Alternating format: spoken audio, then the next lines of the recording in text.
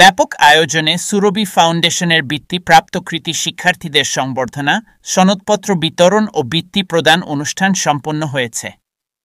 25 July Manarat International ইউনিভার্সিটির হলরুমে অনুষ্ঠিত উক্ত সংবর্ধনা ও বৃত্তি প্রদান অনুষ্ঠানে প্রধান অতিথি ছিলেন মানারাত ইন্টারন্যাশনাল ইউনিভার্সিটির vice chancellor professor doctor Mohammad Abdur Rouf. বিশেষ অতিথি ছিলেন বাংলাদেশ জামায়াতে ইসলামী ঢাকা জেলার সেক্রেটারি ও কেন্দ্রীয় শুরা মজলিসের সদস্য এবং ঢাকা 19 আসনের এমপি পদপ্রার্থী অধ্যক্ষ Maulana Mohammad Afzal Hossain, Asian university of Bangladesh এর রেজিস্ট্রার এম মোতালিব, BYFC এর জাতীয় পরিচালক ডক্টর পিটার হালদার, এশিয়ান ইউনিভার্সিটির librarian Rotarian Rabeya Akter, Asian university Bangladesh এর সরকার ও রাজনীতি বিভাগের চেয়ারম্যান অধ্যাপক জাকির হোসেন, মানারাত ইন্টারন্যাশনাল ইউনিভার্সিটির অতিরিক্ত পরিচালক আব্দুল কাদের। অনুষ্ঠানে সভাপতিত্ব করেন সুরভি ফাউন্ডেশনের শিক্ষা বিষয়ক পরিচালক মোহাম্মদ জাহাঙ্গীর হোসাইন। এর আগে 2024 সালের 20 ডিসেম্বর এশিয়ান ইউনিভার্সিটির পরীক্ষা কেন্দ্রে এই বৃত্তি পরীক্ষা অনুষ্ঠিত হয়। এই মেধা বৃত্তি পরীক্ষায় সাভার ও আশুলিয়ার প্রায় 30টি স্কুলের শিক্ষার্থীরা অংশগ্রহণ করে। এতে 200 শিক্ষার্থী বৃত্তি অর্জন করে। পরে চলতি বছরের 25 জুলাই মানারাত ইন্টারন্যাশনাল ইউনিভার্সিটির হলরুমে জাঁকজমকপূর্ণভাবে বৃত্তিপ্রাপ্তদের সংবর্ধনা, সনদপত্র বিতরণ ও বৃত্তি প্রদান অনুষ্ঠানের আয়োজন করে সুরভি ফাউন্ডেশন।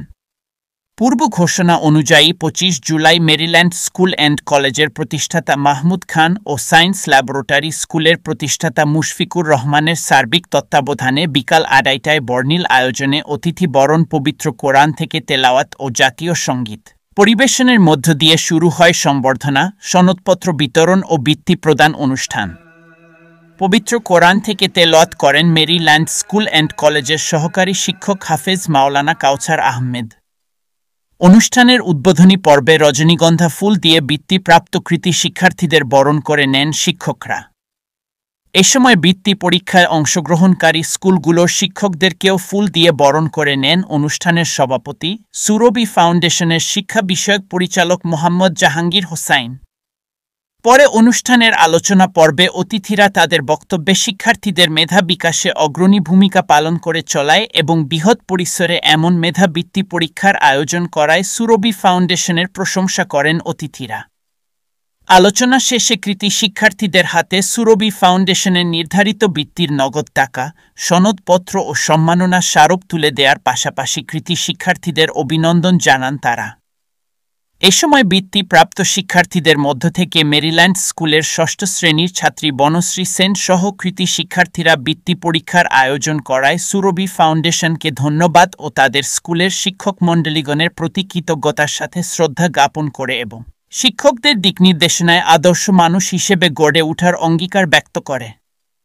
মেরিল্যান্ড স্কুলের সহকারী শিক্ষক রাজিয়া সুলতানার সঞ্চালনা উক্ত অনুষ্ঠানে শিক্ষকদের মধ্যে বক্তব্য রাখেন মেরিল্যান্ড স্কুল অ্যান্ড কলেজের প্রধান শিক্ষক শারমিন জাহান লাকি, দবিরউদ্দিন পাবলিক স্কুলের প্রধান শিক্ষক আরিফুল ইসলাম, আকরান ল্যাবরেটরি স্কুলের প্রধান শিক্ষক আমজাদ হোসেন, ব্রাইট আইডিয়াল স্কুলের প্রধান শিক্ষক হোসেন হিমেল প্রমুখ।